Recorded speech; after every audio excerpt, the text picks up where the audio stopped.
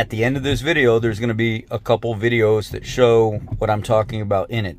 And one of them is about a man that has been in prison that's from Ukraine, that is part of the Ukrainian Parliament, that actually was exposing the Biden administration and their corruption, Hunter Biden, the offshore Burisma stuff, all that stuff. And he got put in prison because the Ukrainian president, Zelensky, was afraid that they would find out what actually happened or was happening by an individual that was part of the parliament that was exposing the truth. They threw him in prison instead.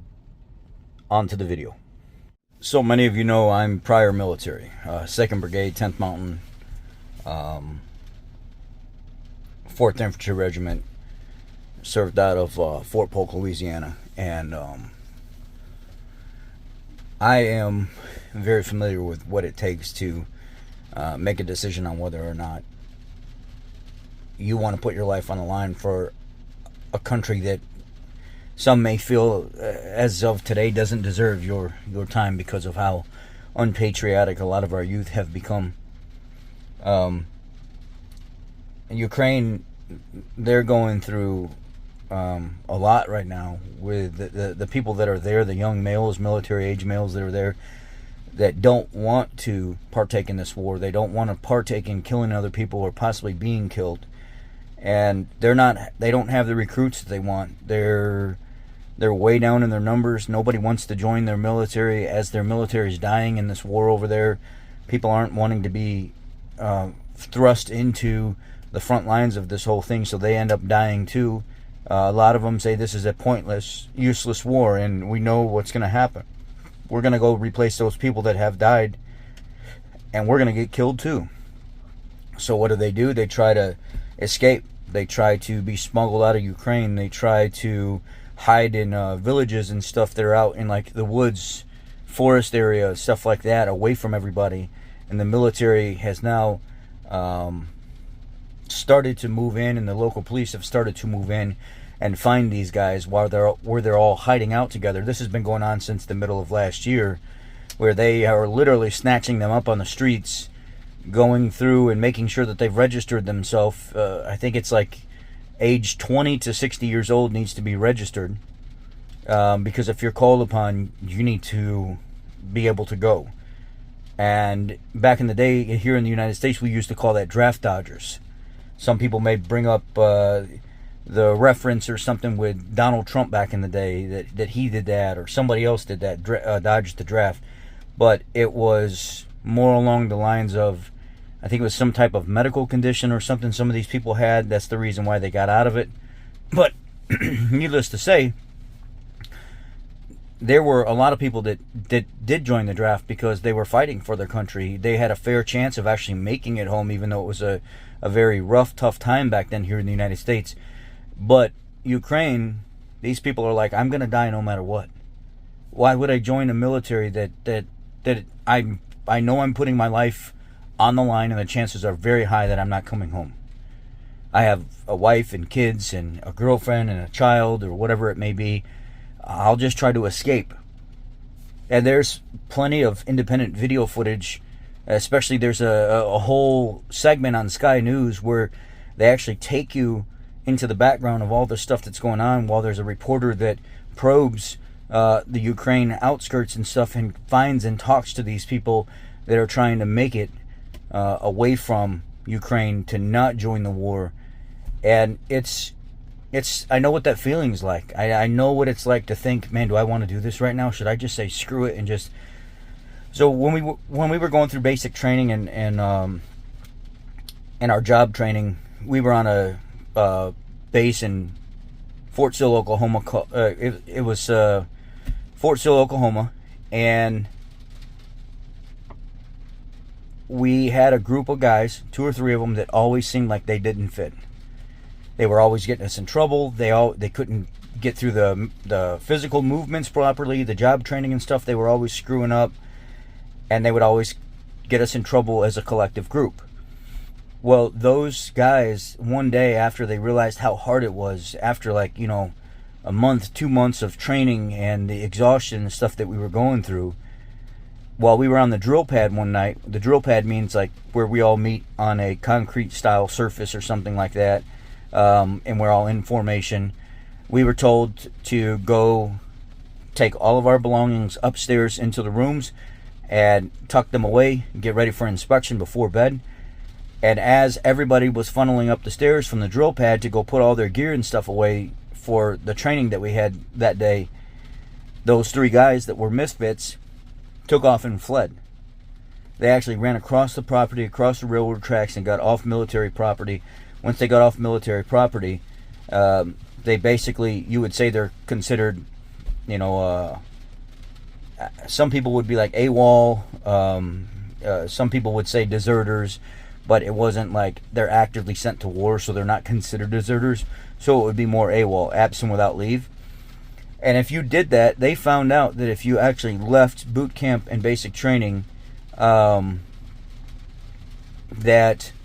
you could be discharged from the military before like 180 days or something at the time, with like a failure to adapt ruling or something like that. And they were like, screw it, we don't want to be part of this. We don't want to, because we know there's a chance that we're going to get deployed, we're going to go to war, we're going to die. They were really scared. So they all decided to just run and leave together. And they jumped on Greyhounds. One took a flight back home. And eventually, they were discharged from the military. I actually seen one of the dudes like 3 or 4 years later on Facebook talking about how much better his life is now that he has time to be at home, and now he's got a kid and stuff, and one of the best things he's ever done is just get out of the military as fast as possible. And that's the sad part. The sad part is that, we had the choice, and we chose to go. Back in the day, they didn't have a choice when they were drafted. You had to go, or else you did jail time if you didn't. These Ukrainian guys, they know they have no chance. They don't want to join. Russia is absolutely pounding them. And they don't have, there's very little chance that they're going to make it home. I'm going to show you some footage that's been acquired by independent people. And these are, I think they're called consequence squads or something like that, where they're showing up in town, stopping people randomly on the road, and snatching them up and being like, hey, let me see your name, let me ID, all this stuff. Oh, you didn't register, you're going in right now. Or, hey, you're registered, you've been called up for the draft, but you didn't show up, you're going to jail. Or, you're gonna go fight. And they were forcing them. There's groups of dozens of them hiding out together and stuff like that, and they're forcing them to go be part of this war. Zelensky's screwed. That's why J.D. Vance and Trump was telling him, you don't have a card in this game. You don't have a leg to stand on. J.D. Vance was even pointing out, hey, I know you're forcing these guys to do it. There's plenty of video out there, independent video from Ukraine, where people are showing you guys are literally snatching them up off the street, finding them where they're hiding out, and you're forcing them to join your military cause. And we know what you're doing. Nobody's wanting to join your war. Your own people don't want to join your war. You don't really have a leg to stand on right now. Like, you're going to keep killing thousands and thousands of people because of whatever agenda it is. That sign up, agree to this ceasefire, and let's be done with this. Nope. Zelensky won't agree to the terms or anything, and he wants to be part of NATO, or he wants the Americans to keep backing him now that the gravy train is cut off, and he's not receiving the amount of money that he was receiving before. There's a problem. Another thing is, a lot of people have been spreading some misinformation online that it may be misinformation, it may not be. But there was a guy from Canada, a politician, that was making some outrageous claims not too long ago, what's allegedly said, that he owns over 15 homes and he's worth billions of dollars. And then there was another person that said he bought a $35 million home in Florida. But whenever the fact checkers checked in on it, they couldn't find anything that was legit, that was being said on him owning all these properties. And then when they took the images of the properties and back search them on TinEye or Google or whatever it is, people own these properties already, and it's not Zelensky. So, I don't know. I mean, I'm sure there's a lot of this going around for views and generating revenue and stuff like that, but, and I'm sure a lot of it's true, though. You know, it's kind of like yes and no. Some of it's true, some of it's not. So, you just have to try to pick and see and decipher, like, through the BS and the chaos that's online, and try to figure out what you think is true. I just think it's sad right now that Zelensky, Ukraine, knows that they are getting just absolutely hammered, and they're forcing their own people, knowing they're going to die, knowing they don't have a chance to win this war unless they keep getting military equipment and billions of dollars from the United States. They don't have the manpower to win this war, and they're sending these people out there to die. Now, I don't agree with everything, the way J.D. Vance and Trump handled the whole entire situation, but there's a large part of me that does agree with it. The gravy train's over. You either agree to our terms or there's nothing that we can do for you. If you want to play hardball with us, you're playing hardball with the wrong people, because we're your only card out of this. Either play that card or else you're going to lose. Bottom line. When you have that kind of power and that kind of say, it's not about helping another country out anymore. It's like, either you do this or we're done with this. We're not going to back you. It's just not going to happen. Here's that video footage. Y'all have a great day. Mr. President Trump, my name is Alexander Dubinsky and I'm a member of the Ukrainian Parliament. I have been in prison for 14 months. For one reason only: I told the truth about the Biden's corruption in Ukraine. In 2019, I was the first to expose how Joe Biden was using Ukraine for his personal financial gain. I exposed how his son, Hunter Biden, got millions of dollars through offshore schemes and Burisma. I spoke as a lawmaker and I spoke as a patriot of Ukraine. But after Biden won in 2020, Zelensky's government, following Washington crazy orders, opened 4 absolutely stupid and fake criminal cases against me. In November 2023, they put me in prison. No evidence, no trial, no investigation. I was never even asked for testimony. They just want to shut me up and silence my public voice, but they failed. They failed because Biden's corruption is a fact. It's a fact. The American Congress and American court have proven that Hunter Biden received money from Ukrainian officials. He confessed to it. But who's in prison? Dubinsky, not Biden. For what? For speaking the truth about Biden's corruption at a press conference. For exposing Soros network, the same Soros who is together with Yermak and Zelensky helped to steal your election in 2020. For fighting corruption that steals billions and billions from American taxpayers under the cover of aid to Ukraine. And how do they label me? A Russian agent. Why? Just simply because I was near Derkach, someone I have no ties to. Just like I have no ties to Russia or Russian intelligence. Does it seem familiar, Mr. Trump? They did the same to you. They call everyone who speaks about Biden's corruption a Russian agent. They destroy the truth so they can keep stealing billions and billions of dollars under the cover of helping Ukraine. War is a tremendously huge money business for Zelensky. And the Ukrainian people want peace instead. 70% of Ukrainians want the war to stop, but not Zelensky. He doesn't want peace because peace is more dangerous for him than a war. He cancelled elections because he knows he will lose. He keeps the country in fear because without fear he will lose the power.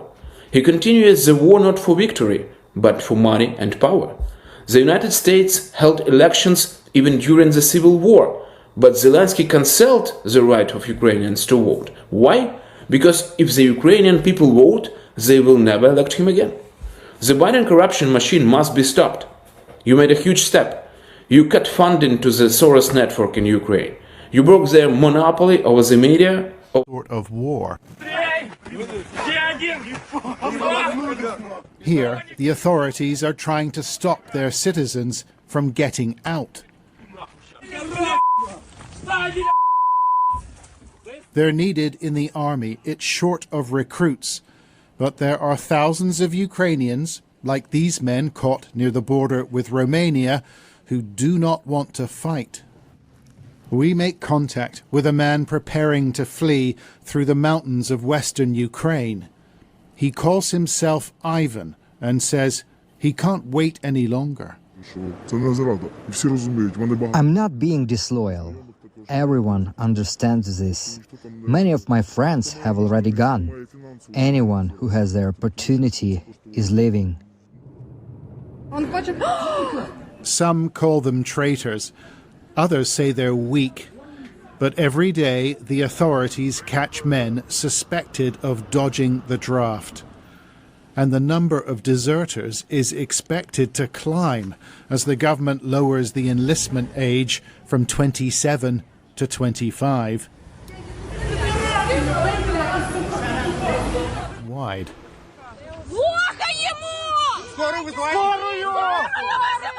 Recruitment officers have become increasingly aggressive, pulling men off the streets when they're suspected of avoiding military service.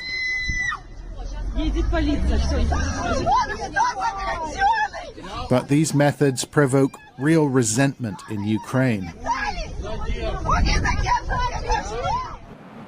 And that feeling may grow. A major mobilization bill is moving through Parliament, and that may allow the army to summon recruits via email. But Ivan's not going to wait for that. There are people who will guide us through the forest where we are now.